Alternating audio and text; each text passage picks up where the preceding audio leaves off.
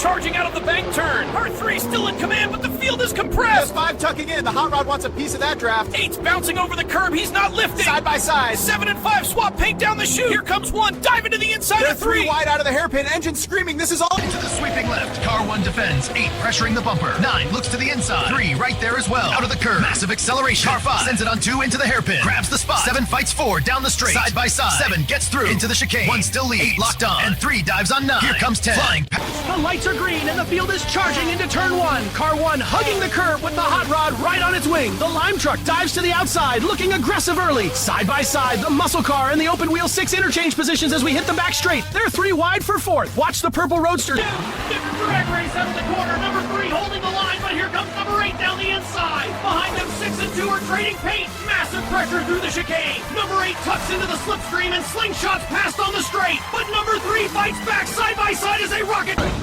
Out of the first curve, number 5 leads the train, but the blue hot rod is right there, nose to tail. Truck 7 looking aggressive on the outside. He's trying to muscle through into the chicane. Sparks off the curb. Hot rod 3 dives inside. 5 holds his ground. They are wheel to wheel down the straight. Big braking zone hairpin. 3 sends it, grabs the spot.